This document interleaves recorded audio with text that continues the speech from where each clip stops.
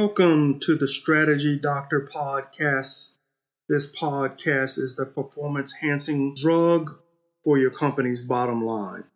Today's episode is called Mind Control Can Improve Productivity. Now I know what you're thinking. You're saying, Strategy Doctor, what are you talking about? Imagine a world where your employer can read your brain, read your thoughts, and give you the perfect job to do for that day. You know, you come in, it's a manic Monday, and they say, Mark, instead of doing brain surgery today, why don't you take a break and maybe work on removing someone's kidney?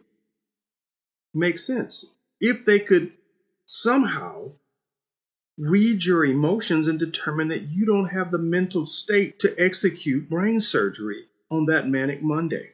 It's not too far out of the realm of reason.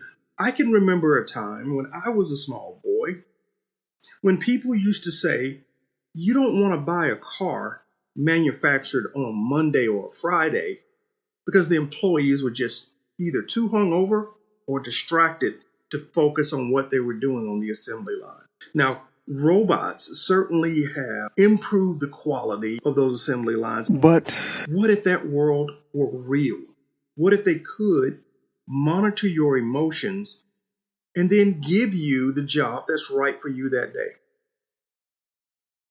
Well, according to Business Insider, the Chinese are doing just that. The Chinese announced that they are monitoring employees and military personnel's brain waves and emotions, and that a company that's been doing that since 2014 has boosted their profits by $315 million. The technology is called emotional surveillance technology, or a neural cap, and they use it to identify mood shifts in employees' brain waves, and based on that, they offer the employees breaks, they change their task, or they even send them home for the day. Based on using the emotional surveillance technology, or these neural caps that they slap on your head and monitor your brain waves with. And they're getting results. As I mentioned, a company that's been using it since 2014 has accumulated an incremental $315 million in profit. Now, the technology works by placing a wireless sensor in an employee's cap or hat, and they combine the data that they're grabbing with that sensor with artificial intelligence, and they will use that to spot for incidents of workplace rage, anxiety, sadness, and then they act appropriately by giving them a break, changing their task, or sending them home. Some work cases have also indicated that employers have changed the pace of the workflow. How many of you are old enough to remember the I Love Lucy episode entitled Job Switching? That's the season 2, episode 1 of the I Love Lucy show, where Lucy and Ethel get jobs at a chocolate factory. The line manager tells Lucy and Ethel that if one piece of chocolate gets past them and into the packing room unwrapped, they would be fired. The line manager then screams out, "Let her roll!" and the chocolate starts moving down the conveyor belt. At first, Lucy and Ethel wrap the candy without incident until the belt speeds up. Lucy and Ethel start eating the chocolate to prevent it from reaching the packing room unwrapped. Lucy finally states, "I think we're fighting a losing battle." Before the line manager can return to the room to inspect, Lucy and Ethel cram the unwrapped chocolate into their hats. When the line manager thinks that the work is being performed at pace and on task, she screams to the kitchen, "Speed her up." Of course, the chocolate then overwhelms Lucy and Ethel. The Chinese think that this sort of neural cap technology would prevent those types of situations where the candy goes unwrapped and the employees reaching a frustration level where they may either quit or resort to workplace violence. There are nearly a dozen Chinese companies already using this emotional surveillance technology. That's some amazing stuff. Now, if you add this to the Chinese effort to provide a social score, I don't know how many of you have heard of that, where based on how you treat people, pay your bills, all of the above, you get issued a social score. Kind of like what you get when you post something on Facebook and you get a like. Well, based on all the things that you do right, you get likes, and those turn into points, and those turn into a score. And based on the score, you get access to all the good things of life. The best hotel rooms, the best airlines, the discounts on loans, access to the best schools. So this social score has been around in China for about as long as this emotional surveillance technology, and you can see the direction they're going with how they're going to monitor their society. Brainwaves reinforced with a social score will have people doing exactly what they want them to do. Otherwise, you will be sent home or you'll be excluded from society because your social credit score is not high enough. Let me add one more point for the Chinese. Facial recognition. To check into a hotel there, you got to have a facial recognition component to prove you are the person you claim to be to get that hotel room. That law also extends to home sharing companies like Airbnb in order for you to rent a room in your house or apartment building. So the Chinese now have created a digital society that will be governed and monitored from almost every aspect that you can imagine. Now, ask yourself, will this ever happen in the U.S.? Well, my first response is $315 million in incremental profits will send people to the boardroom looking for ways for them to implement that sort of technology here in the United States. But there's already precedent for that kind of thinking occurring right now. Walmart uses a headset that feeds competitive stats to workers working on the loading dock. So if you have a forklift and you're moving merchandise onto the Walmart truck, they're telling you if you are ahead or behind the other forklift workers in order to push you to work faster. Amazon has patented a wristband that tracks your hand movement if you're a warehouse worker and uses vibrations to nudge them to be more efficient. So if you're running behind the other warehouse workers, bzzz, a little vibration zaps you and says, move a little faster. I hope they didn't patent the one that has a little electric shock that goes with it. Another startup, Human Needs, they sell a smart ID badge that tracks employees around the office, and it reveals how well you interact with other employees. And the company 3 Square Market, the Wisconsin-based technology company, they were the first ones in the U.S. to chip their employees. Yeah, a microchip, rice-size microchip embedded in employee hands so that they could buy items in the break room, log into their computers, open doors, and though it was not activated, they could track them if they activated the GPS. So in the U.S., we are tiptoeing into these evasive technologies that can track and monitor and even stimulate workers to work faster and be more efficient. The use of this neural cap could be the next step for companies to boost productivity if they are given consent by the employees to introduce this into U.S. work environments. Now, there are some clear implications to using this sort of technology. If you can monitor my brain waves to determine if I need a break, you only need enough data before you can create profiles and link those profiles to certain types of jobs. Yes, people, in the future, your resume will include a copy of your brain scan profile, and that will determine the types of jobs that you will be eligible for. When I was in the consulting world with the big consulting firm before I started my own, Sierra Consulting, we were trained to give situational interviews in an attempt to determine an employee's emotional reaction to specific scenarios.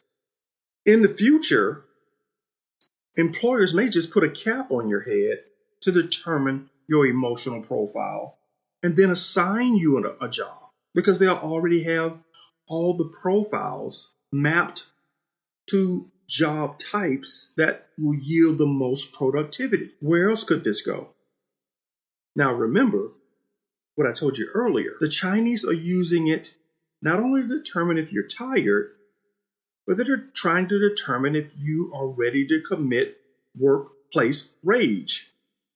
And so if they can monitor for that, how long will it be before you have a Minority Report type world where the police will show up at your cubicle before you commit the crime? This could lead to that sort of slippery slope for employers looking to use this sort of technology. Could this be beneficial for profits? That's what the CEOs that are listening to this podcast are thinking. Could this work for the bottom line, Dr. Strategy? Well, of course. There are some industries that pop out as natural fits for this sort of technology. There are also some that you're not thinking about that I'm going to tell you about right now. NFL offensive and defensive coordinators. Wouldn't it be great for them if they could embed this sort of technology in the helmets of their players? What could they do with it? They could determine who goes in on certain plays based on the emotional feedback from the cap. They could also determine, based on the emotional feedback from the cap, which plays to run because of the likelihood of success of the cumulative emotional profile of the team on a play-to-play basis. It'll get to the point where you'll have a IBM computer on the sideline next to Belichick, helping him plan out his plays. What about baseball managers? You think they'd like to have the players integrate this technology into their baseball caps? I'd say yes. Why? Managers would love to pop open a tablet and look at the emotional profile of their relief pitchers. And based on that profile, determine who gets to go in. There are guys who are automatic, but if they have stuff going on in their life, they may not be automatic at that moment. And so the baseball manager could use that by just determining the profile from his portable device. The same could apply to a lot of sports, particularly those that wear a cap or helmet now. Easily integrated so that it doesn't disrupt the fan experience, but gives more data to the decision makers. I could see that happening immediately after they listen to this podcast. Lacrosse, cricket, other sports like that could be impacted by this technology. I could see this also playing a key role in hospitals. The example I gave earlier of me having to do brain surgery versus removing a kidney is a real option that hospitals could consider and save themselves billions from malpractice legal claims. So if you're the hospital administrator or even the insurance company, you may demand a review of the emotional profile before risky surgery is performed. It would make sense to me. You would also want emotional profiles for your nurses. I conducted a productivity workshop for a hospital. One of the things that we were trying to do is figure out how do we claim more time back for strategic items in the hospital versus some of the administrative whirlwinds that were dominating the nurses' time. In the course of that workshop, I learned how much stress nurses are put under on a daily basis. And so you could see how this technology, again, could give administrators the opportunity to reassign nurses to floors where there may be less stress if they look like they're at the breaking point or the burning out point because of whatever's going on at the hospital at that time. Now, of course, those nurses who are able to take on tougher tasks could then be paid more for doing those tasks. Processing plants. I've heard horror stories of chicken processing plants where they tried to do everything from chaining employees to the desk or limiting the number of bathroom breaks that they could have. This sort of technology actually would liberate those types of employees and give the managers the opportunity to scan for employees who need breaks at different times than just your standard break. If the claim from the Business Insider article is correct, you're going to boost productivity when you're able to personalize the need for relief versus some of the group scheduled breaks. Manufacturing. Again, I alluded to that early in the show where I referenced, but back in the days before they had robots, when Monday and Fridays were days when you didn't want to buy a car rolling off the assembly line on those days. People would literally ask that question. But there's still stress, even with the robotics. And so having this sort of technology would help determine the pace, the makeup of the workers, and the breaks. Let me give you one more. Post offices. There used to be a time when the term going postal meant someone had snapped at work, brought in a weapon, and started shooting up the entire office. Because there were a string of post office shootings from workers who had just burned out.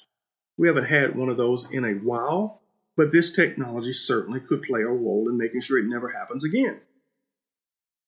Because the early warnings of workplace rage will become apparent to managers before it reached a crisis level. If all of these use cases work for the private sector, and post office is quasi-private, they are supposed to be producing a profit. Let's take one example from a public sector perspective. What if you could put these caps on all your students? Would that change the teaching dynamic? If you knew that half the class was depressed, or if that one kid that never said anything looked like he was at the point of rage, would that change how counseling is conducted? Could it change the type or methods of teaching in order to stimulate a more positive reaction from the students?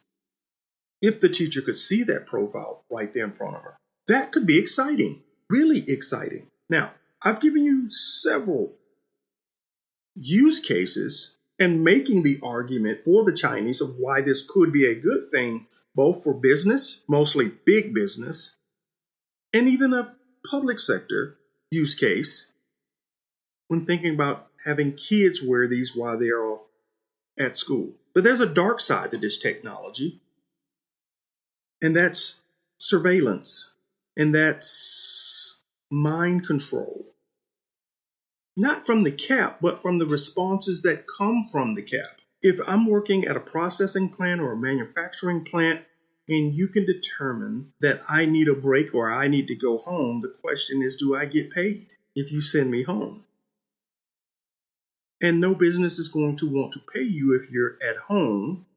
And so there'll be a time when you will lose earnings.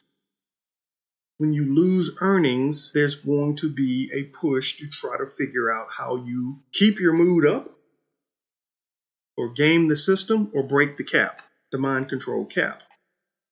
It's going to provoke a response in one way or the other because employees will want to stay gainfully employed. I'll give you a real life example. The concussion protocol. Players have been quoted as saying they memorized the answers to the concussion protocol questions so that they can fool the examiner and stay on the field. Why? Because there are three guys right behind them that want that starting position.